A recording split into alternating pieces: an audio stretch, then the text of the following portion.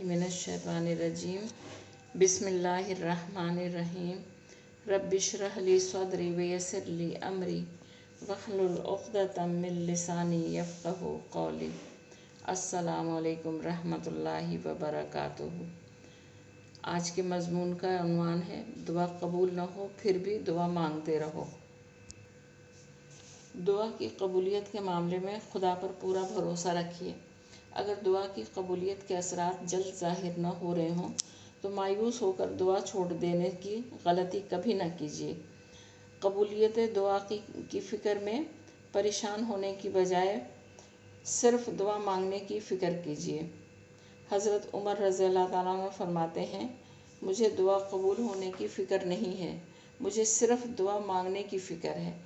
जब मुझे दुआ मांगने की तौफ़ीक़ हो गई तो कबूलियत भी उसके साथ हासिल हो जाएगी।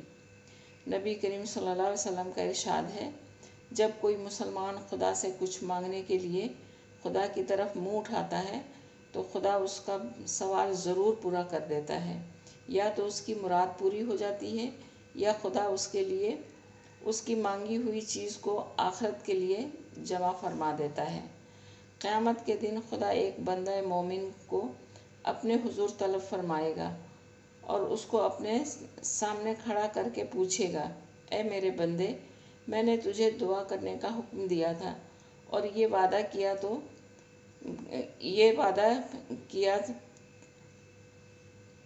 किया था कि मैं तेरी दुआ को कबूल करूँगा, तो क्या तूने दुआ मांगी थी? वो कहेगा, परवरदिगारा, मांगी थी। फिर खुदा फरमाएगा, तूने मुझसे जो दुआ भी मांगी थी मैंने वो कबूल किया। तूने फ़लाँ दिन ये दुआ न की थी कि मैं तेरा रंज और गम दूर कर दूं जिसमें तू मुब्तला था, और मैंने तुझे उस रंज और गम से नजात बख्शी थी। बंदा कहेगा, बिल्कुल सच है परवरदिगार। फिर अल्लाह ताला फरमाएगा, वो दुआ तो मैंने कबूल करके दुनिया ही में मैंने तेरी आरज़ू पूरी कर दी थी, और फ़लाँ रोज़ फिर तूने दूसरे गम में मुब्तला होने पर दुआ की कि खुदाया इस मुसीबत से नजात दे, मगर तूने इस रंजो गम से नजात ना पाई और बराबर इसमें मुब्तला रहा। वो कहेगा, बेशक परवरदिगार। तो अल्लाह ताला फरमाएगा, मैंने उस दुआ के इवज़ जन्नत में तेरे लिए तरह तरह की नेमतें जमा कर रखी हैं, और इसी तरह दूसरी हाजतों के बारे में भी दरियाफ्त करके यही फरमाए। फिर नबी करीम सल्लल्लाहु अलैहि वसल्लम ने फरमाया, बंदा मोमिन की कोई दुआ ऐसी ना होगी जिसके बारे में अल्लाह ये बयान ना फरमा दे कि ये मैंने दुनिया में कबूल की और ये तुम्हारी आखिरत के लिए ज़ख़ीरा करके रखी। उस वक्त बंदा मोमिन सोचेगा कि काश मेरी कोई दुआ भी कबूल ना हुई होती। इसलिए बंदे को हर हाल में दुआ मांगते रहना चाहिए। दुआ के वक्त ज़ाहिर और बातिन पाक साफ़ होना चाहिए। दुआ मांगते वक्त ज़ाहरी अदाब तहारत से पाकीज़गी का पूरा ख्याल रखिए और क़ल्ब को भी नापाक जज्बात, गंदे ख़यालात और बेसुध बातों से पाक रखिए। कुरान में है, सूरह बकर में, बेशक खुदा के महबूब बंदे वो हैं जो बहुत ज़्यादा तौबा करते हैं और नहायत पाक साफ़ रहते हैं।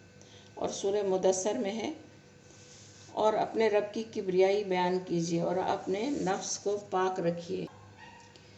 पहले अपने लिए फिर दूसरों के लिए दुआ कीजिए। दूसरों के लिए भी दुआ कीजिए, लेकिन हमेशा अपनी ज़ात से शुरू कीजिए।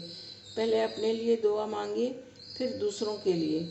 कुरान पाक में हज़रत इब्राहीम अलैहिस्सलाम और हज़रत नूह अलैहिस्सलाम की दो दुआएं नकल की गई हैं जिनसे यही सबक मिलता है।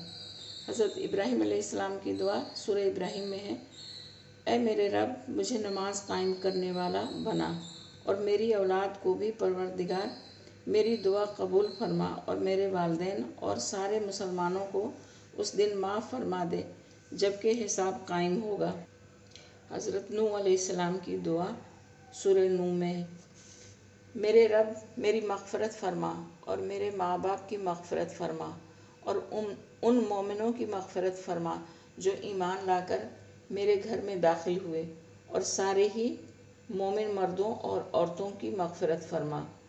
حضرت ابی بن کعب رضی اللہ تعالیٰ عنہ فرماتے ہیں نبی کریم صلی اللہ علیہ وسلم جب کسی شخص کا ذکر فرماتے تو اس کے لیے دعا کرتے اور دعا اپنی ذات سے شروع کرتے۔ اللہ تعالیٰ ہم سب کی دعائیں قبول فرمائے۔ ربنا تقبل منا انک انت السمیع العلیم۔ اللہ حافظ۔